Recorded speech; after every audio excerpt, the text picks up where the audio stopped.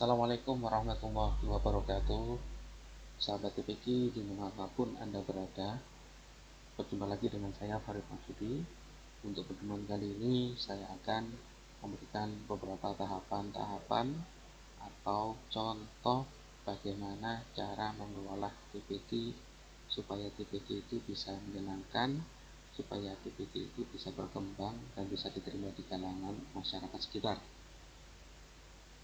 Oke, coba kalian simak video tayangan berikutnya.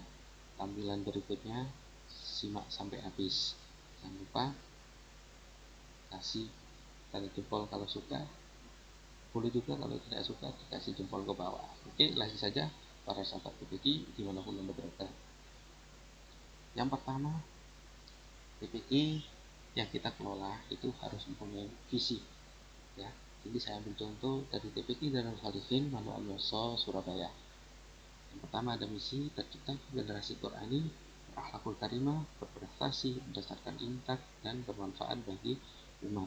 Kemudian selain visi, kita TPQ Darul Salihin ini punya misi, ya, diantaranya seperti itu, ya, mengajarkan bacaan Al-Quran sesuai dengan ilmu tajwid, membekali santri untuk lebih memperdalam ajaran Islam pada jenjang berikutnya, menanamkan sifat keimanan, keislaman serta ketakwaan sejak dini, serta membiasakan santri untuk berperilaku baik, sopan terhadap guru, orang tua dan sesama, melestarikan tradisi ilmiah dan amalia salafun saleh, meningkatkan minat dan bakat santri dalam kompetisi untuk meningkatkan prestasi. Ini harus ada misinya supaya jelas tujuan TPQ itu dibentuk.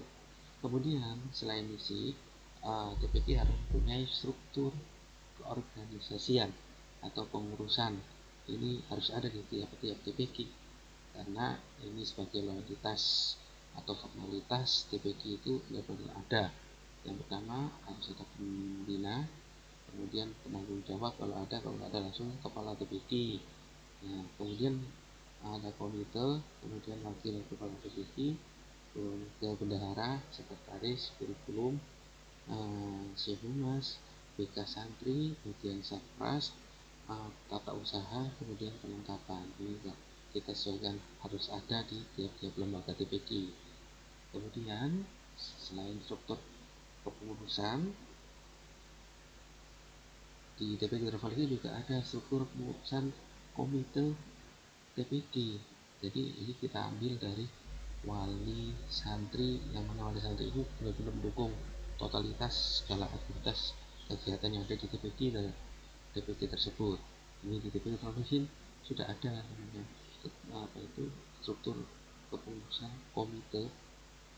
Nah, ini ada ketua komite, wakil ketua, sekretaris, bendahara, kemudian anggota. Itu aja, ini cukup sebagai daya tarik atau pendukung setiap kegiatan TPQ yang ada. Kemudian tidak kalah pentingnya yaitu kegiatan yang ada di tiap-tiap lembaga TPQ. Jadi tidak hanya sekedar ngaji, akan tetapi tiap lembaga itu harus benar-benar membuat konsep atau jadwal kegiatan yang ada. Ini di TPQ Darul ada kegiatan, beberapa kegiatan yang meliputi satu kegiatan harian, dua mingguan, 3 bulanan, kemudian kegiatan 3 bulanan sekali, kemudian kegiatan 6 bulanan, dan yang keenam kegiatan tahunan. Nah, baik, kita sama-sama ya. Apa saja yang meliputi kegiatan harian TPQ Darul Salihin di sini sebagai contoh ya. Yang pertama, ini kegiatan belajar mengajar atau KBM. Ini kegiatan belajar mengajar ini dia mulai ada 2 sesi ya, sesi sore sama sesi malam, karena kapasitas santrinya lumayan banyak, jadi tidak cukup kalau dimasukkan satu sesi sore. Jadi kita buat 2 sesi, yang sesi keduanya kita tambahkan di jadwalnya setelah habis maghrib. Nah, kemudian terkait tentang jadwal, ini harus ada. Jadi biar ustaz-ustaznya itu sesuai dengan visi dan visi TPQ, kita buat jadwal. Untuk kurikulumnya, jadwalnya disesuaikan dengan kemampuan santri, makanya ada 2 jadwal. Yang pertama ini jadwal khusus jilid 1 sampai jilid 3 ya, dengan hari Senin beberapa kegiatan, Selasa, Rabu sampai Jumat, kita 5 hari pertemuan. Kemudian untuk jilid 4 tentang Al-Quran sesuai dengan kemampuannya, itu juga kita bedakan biar materi yang disampaikan bisa dipahami oleh santri sesuai dengan kemampuan. Kemudian selain itu juga alokasi waktu kita juga tentukan, kita buat alokasi waktu supaya proses pembelajaran itu sesuai dengan jam atau waktu yang sudah kita tentukan. Ini salah satunya persiapan masuk, apel masuk, pembukaan, persiapan kelas, masuk kelas, masjid klasikal, masing tambahan pelajaran, masjid bisa, persiapan pulang ini sudah ada waktu-waktunya. Saya tidak bisa menjelaskan satu-satu, nanti teman-teman bisa lihat ya. Untuk sebagai contoh saja. Di samping itu juga kita buat seperti kelas-kelas ya. Ada 7 kelas. Kemudian ini laporan santri harus kita program unggulan yang salah satunya itu hafalan santri. Kita tekankan, kita targetkan juz 30. Ini santri kalau sudah lulus minimal sudah hafal juz yang ke-30 ya. Kemudian ini buku aplikasi sholat, ini wajib santri-santri harus mempunyai untuk memberikan motivasi kepada santri supaya santri tetap bisa melakukan ibadah sholat. Kemudian buku panduan santri, ini buku panduan santri ini buku yang isinya tentang perilaku yang harus dilakukan santri mulai awal pembelajaran sampai akhir pembelajaran, doa-doa, bacaan-bacaan yang lainnya. Kemudian lanjutkan untuk kegiatan mingguan. Kegiatan mingguan ini ada materi tambahan pelajaran tajwid, tambahan pelajaran akidah, fikih, kemudian praktek sholat, tentu, kemudian seni baca Al-Quran, qiraah. Ini sudah dirangkum dalam jadwal belajar santri ya, untuk pembelajaran tajwid hari apa, akidah, akhlak, Selasa, fikih Rabu, kemudian praktek sholat kita sama bertemu itu bacaan sholat itu sudah kita agendakan hari Jumat pergantian. Kemudian seni baca Al-Quran ini juga kita terapkan ke santri khusus yang Quran. Kemudian untuk kegiatan bulanan ini menurut istirahat santri dan satu saja ini semuanya kumpul jadi satu untuk melakukan istighosah. Kemudian khatam Quran untuk santri kelas Al-Quran dan satu saja PG yang kita laksanakan tiap minggu ketiga. Kemudian storytelling ya, kemudian FPTPD atau pulang ini wajib untuk satu sadanya untuk mengevaluasi kegiatan selama 1 bulan. Kemudian kegiatan 3 bulan sekali. Kegiatan 3 bulan sekali ini kita datangkan Babinsa, Kecamatan Rantes, memberikan arahan kepada santri yang sudah dewasa. Kemudian munakasyah kenaikan jilid. Munakasyah kenaikan jilid ini kita agendakan 1 tahun itu 4 kali per 3 bulan sekali. Kemudian silaturahmi oleh santri, kita ajak istighosa, urut tumbuk, masih saran untuk kemajuan PPD. Kemudian ini salah satu foto kegiatan istighosa bulanan. Kemudian ini cara Al-Quran memang khusus santri Al-Quran ya. Ini kegiatan rapat bulanan FPTPD. Sadarnya kurang lebih ada 17 kalau dipikir seperti ini. Kemudian ini kegiatan storytelling. Storytelling ini untuk memberikan motivasi pada anak-anak tentang sejarah yang ada, sejarah Islam. Kemudian penyuluh dari Babin Kecamatan Tandes ini kita agendakan 3 bulan sekali. Kemudian untuk kegiatan 6 bulan sekali, 6 bulanan ya, ini mohon maaf ini sebetulnya 6 bulan, 3 bulan kan ada ya. Ini akhirnya proses santri kenaikan kelas jilid ya. Saya trofi wali santri maaf ini sudah proses santri 3 bulanan ya. Jadi kalau waktu santri mau naik ke jilid berikutnya harus didampingi oleh wali santrinya supaya mereka tahu kemampuan anaknya dan dites satu-satu untuk melanjutkan ke jenjang berikutnya. Proses santri ini untuk kegiatan 6 bulanan sekali.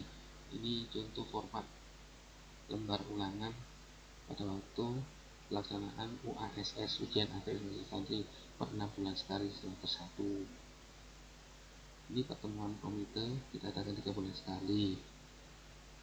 Ini pengurus-pengurus komite. Kemudian kegiatan yang bulan sekali itu tadi UASS ya. ujian akhir semester santri kantin ini kemarin semester genap. Jadi biasanya pada waktu ulangan ini santri semangat untuk mengikutinya, banyak sampai nggak cukup tempatnya, budgetnya.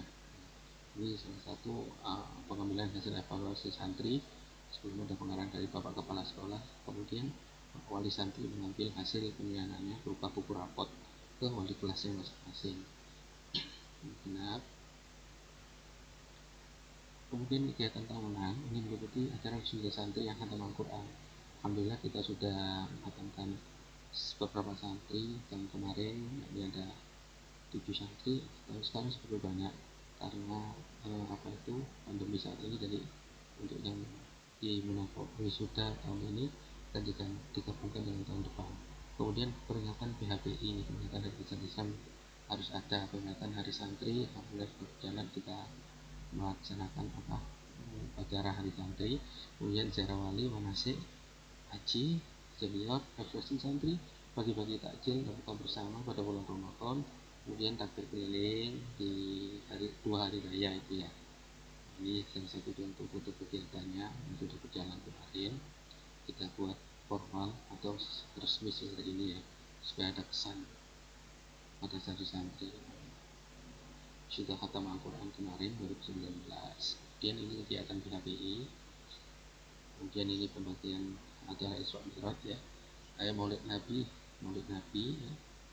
Kita biasanya mengumpulkan buah dan kita bagikan. Ini untuk kegiatan PHBI tahun baru Hijriah, tahun baru Masehi, tahun baru Hijriah ya. Ini biasanya kita akan lomba-lomba untuk memberikan semangat santri di untuk dokumentasinya. Ini ziarah wali.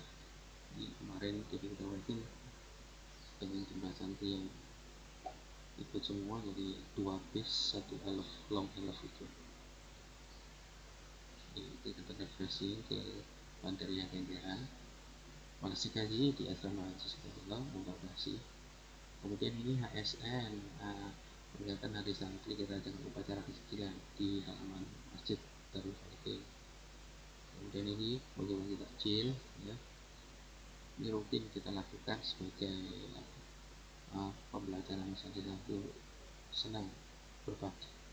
Kemudian buka bersama juga masuk. Nah, itu adalah beberapa contoh kegiatan atau struktur keorganisasian yang ada di TPQ Darul Falikin Manual Yusuf. Mudah-mudahan ini bisa menginspirasi para sahabat-sahabat TPQ, khususnya Bapak Kepala TPQ di mana berada, supaya bisa mengkonsep TPQ-nya seperti ini, supaya santri yang mengaji, wali santri juga merasa senang, tidak hanya mengaji saja, dan ada kegiatan-kegiatan yang lain yang mana untuk dibutuhkan oleh santri saat ini, khususnya supaya mereka bisa mengaji Al-Quran. Umumnya mereka mengetahui ilmu-ilmu yang lain yang bisa diterapkan di TPQ dengan mungkin.